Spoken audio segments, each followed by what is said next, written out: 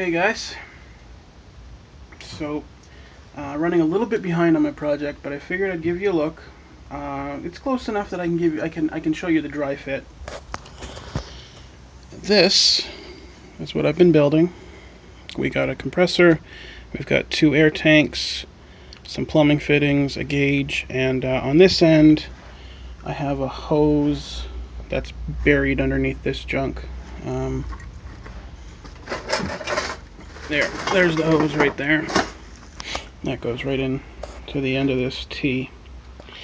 But what this is going to be is a high pressure compressor. You can see the gauge goes up to 600 psi.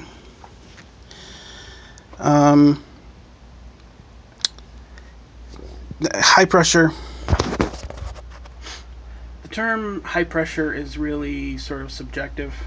I've seen high pressure ratings at 200 psi, and I've seen them at 8,000 psi. So, just for argument's sake, we're going to say my compressor over here, standard air pressure 125 psi is average. This is going to be high pressure. And what I'm building this for is actually to capture CO2 when I brew my beer, so that I can then take and fill a paintball tank that you saw in an earlier video and use that to dispense beer. But also, if this works, I'll be able to create dry ice, which will be pretty badass. So, I'll take you through what I have. It's all dry fit, none of it's permanent. I'm still working out things. I got to cast a few brackets. Let's see. Oops, that was not good. I cast this guy earlier. Obviously, it's a miscast, short cast. But this was supposed to have the tanks were going to sit on this angle, and that was going to be the feet. I have one under here right now that I might be able to maneuver out. I still have some finishing work to do. I got to take off some more metal there, but it'll do for now. So, what I have on the end of this tube, it's soldered in several places here. I'll probably desolder it right here and solder on a 1/4 inch pipe thread fitting, and then that will be the input for the CO2.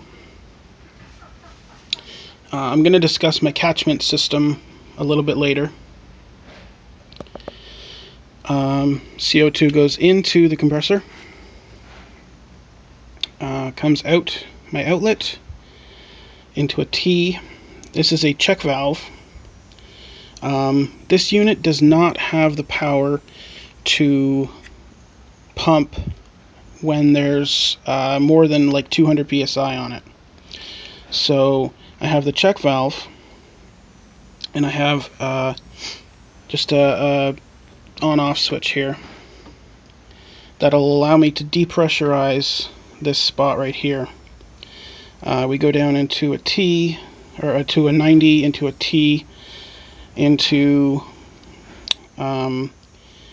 a copper tube. I'm not sure how well you'll be able to see that, but it goes into a copper tube which goes to the bottom of this tank, and I'll show you how I made these tanks next video. Again, we have our gauge and the same tank over here.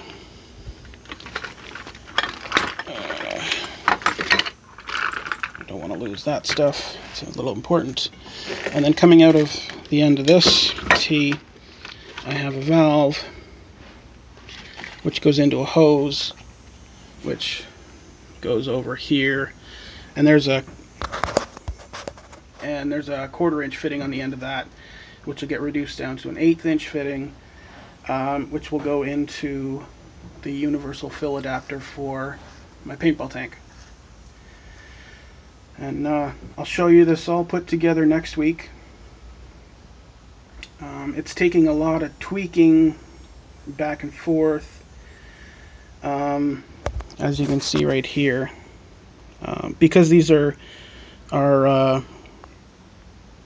um, siphon tanks. They actually siphon from the bottom, so I have to have them at a bit of an angle, which means that this tank has to be at a bit of an angle. And trying to fit these pieces together with those angles has been a bit of a trick. So hopefully by next week I'll have it all put together, and you'll get to see me testing it. Just going to test it with air first, and then I'll put some CO2 into it and purge the system, and away we go. So I hope you enjoyed. Come back next week and see the thing done, and you guys have yourselves a good day.